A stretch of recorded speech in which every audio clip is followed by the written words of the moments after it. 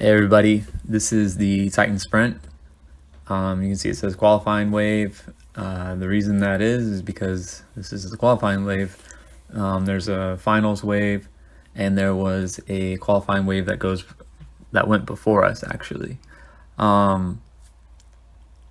It's something that I've never seen before when it comes to obstacle racing. Maybe you have, maybe you haven't, but this is something new that they're doing, and I'm going to explain that right now. This is a very different race than typical obstacle course racing. The format is a three-quarter mile loop that you have to run twice. And so with that, it's comes out to 1.5 miles. And you're probably like, that's very short, which it is, especially compared to those 2-hour-long races or those 24-hour-long races. Like, this is a sprint. You can see that it's all compact into one area and a lot of back and forth, which the more and more I think about it, I kind of like that. There's 15 obstacles within this 3/4 mile loop. And like I said, you have to run the loop twice for a total of 1.5 miles. So like I said in the beginning, this is a qualifying lap. And what they did is because it's small and they wanted to avoid bottlenecking, they limited the waves on how many people could be in it. So it was 25 per wave. And so in the first wave that started 45 minutes before us, they had about 25. And what they did is they took the top 3 male and top 3 female from each wave and they put them in the final wave. So that's really kind of badass in my opinion, because it kind of changes everything. Like, it's not one race that you're running. So your first race, there's strategy that comes into that.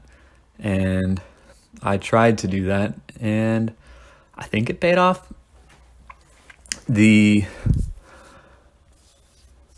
first wave, I ran the second because I wanted to watch how the first wave did it. And again, I think it paid off. I could be wrong. But with this one, you don't want to... Who cares if you get first in the first wave, right? So if you blow your load the first qualifying round and then you're exhausted for the finals, then who cares, right? So there's that strategy. So you want to do well, obviously enough to get there, but you don't want to exhaust yourself, so that way when it comes to the finals, you're done.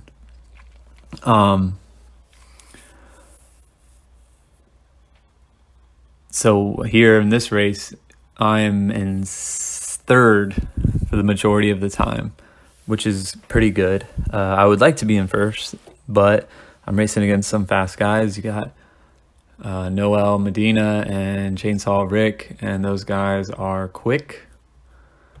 And then I'm got Jason Williams on my tail, and he's also quick.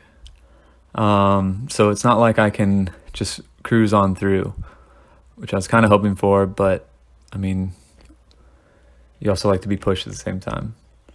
The first time through, you don't have to do the rig, but the second time you do.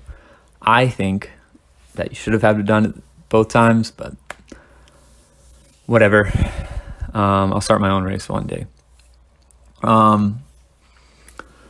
So starting the second lap, I'm getting a little exhausted because I am pushing myself, because it's a sprint. You have to sprint. It's short. I wouldn't say red line the whole way, but you got to be close to redlining the whole way. There's really no time for error because everyone is right next to each other. And that sand, honestly, was kicking my ass. It wasn't nice, hard, compact dirt or like a road. And every step you take, you lose a little energy because it would go into the sand. And that sucked. But I'm trying to, again, my goal at this point is to just stay in third. And I have a pretty solid lead, but I do know who's behind me, and that doesn't mean I can relax either. But more about this race. I love the whole concept behind it. I think that there need to be more of these races, and like I said before, it's really compact, and if you've noticed, you're staying in the same spot really kind of the whole time. Like, those are the stands right there. You're not really getting out of that area, and that means it's great viewership. My wife will come support me as much as she can, but at the same time she doesn't, because she can't see me the whole race. I'll tell her, hey, I'm going to go run for an hour or two, and I'll see you when I'm done. So I go run out in the woods, and I'm really by myself the whole time. Whereas this, every time, the whole time, I could hear her cheering me on. I could hear my family cheering me on.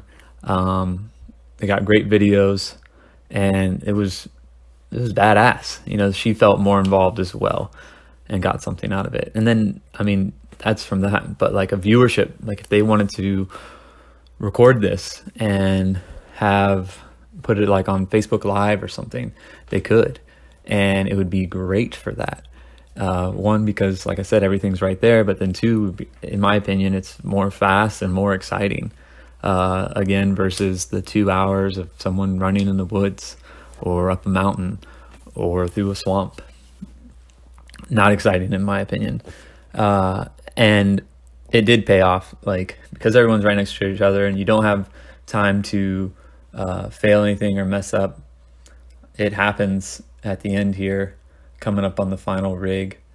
Like I said, Jason Williams, I've raced him many times.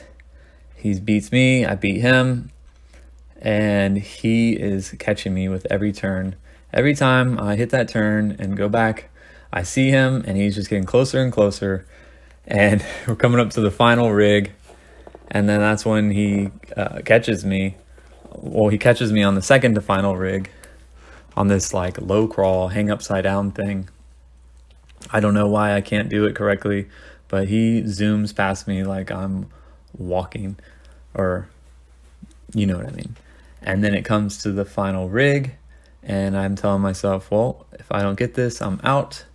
And so I took some risk and I pushed, and it paid off. I got lucky looking back at the video that the bell came and was swinging towards me and not away from me, and I was able to hit it.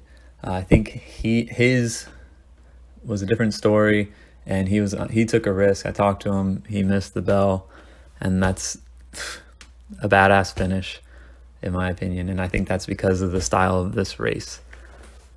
So now we're in the finals. Now they changed this up, and from what I understood was that the final wave would be another 2 laps, another 1.5 miles. But because I was tired. The advantage the first qualifying wave had is they had more time to relax and recover. Not me. I was tired. Like I said, I had to push. I had to get third. The sand, the back and forth, it's a sprint. But I think everybody else was tired too. Maybe not Noel, because he ran away with it. But the last final wave was just 1 lap. So I told myself, look, 3/4 mile, that's nothing. I can easily just redline for the 7 minutes or whatever it's going to take me and try and hold at least third place again, maybe second, maybe first. But that I didn't get first. Spoiler alert. One thing that I did notice, and I talked about how there's the small waves, and the bottlenecking is that they did have only 4 tires for the tire flip. And it was kind of early-ish in the race. So strategy, there probably should have been more tires, whatever. I knew I had to get to those tires at least in 4th place, or else I would be waiting and there would be trouble. So got to the tires, made a little push, got there. I didn't have to wait. As you can see, some people did. And it worked out. Maybe next year they'll have 5. Who knows? Maybe they'll put it in a different spot in the loop. But I was actually able to make up some ground on Chainsaw Rick there. I think I just had a lighter tire, maybe a better tire. Who knows? So I'm in second place, and like I said, it's only 3/4 of a mile, so I can kind of push for 3/4 of a mile. So my goal is just stay in front of him at this point, and maybe, unlikely, first place will fail some obstacles. Again, these are one thing that I love about these races is that they're actually pretty upper body intensive. Like you saw with the hitting the tire with the sledgehammer, the tire flips, a lot of upper body pulling yourself up over walls, even the thing where you're upside down, that's taxing on your shoulders. So it's not just running, and it's not like just body weight. So like monkey bars, body weight. So if you're lighter, it's easier. They do a really good job with this race, and I was nitpicking on some things, but it flowed really well. There was no confusion. It was badass. One of my favorites. Can't wait for the next one. Something that I, personal opinion, think that maybe can be done in the future. It's kind of a stretch. Because it's so short, the next day I felt good. I wasn't exhausted. I didn't feel like my whole body was destroyed from running up mountains. I felt ready to go. Like I could have done it again. So something small like this that's compact and so short where you're easily recovered, and because of the viewership, I had an idea. I used to play basketball for Tampa Bay Club Sports, just a little league. If they did like a obstacle course racing league, and they had every Saturday night, you and your team show up and race each other, and maybe you could have Team Tampa race against Team Lakeland or something. I don't know. One could hope.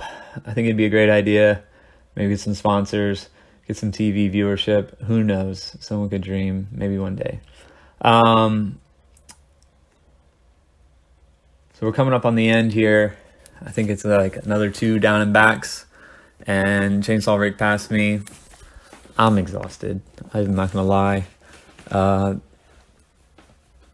I know that third is not close to me, so I'm not too worried. And I still feel strong, but I'm not going to be able to push and catch these 2 guys. Looking back on it, I think everyone feels this way. It's like, I could have pushed, but I was done. I was toast. I know I got a few more things left. Like I said, 2 more down and backs, and like they seem like they're right there, and maybe they were, but I can see that 4th, 5th, 6th, 7th, they're not going to catch me. So at this point, I'm feeling pretty good. There's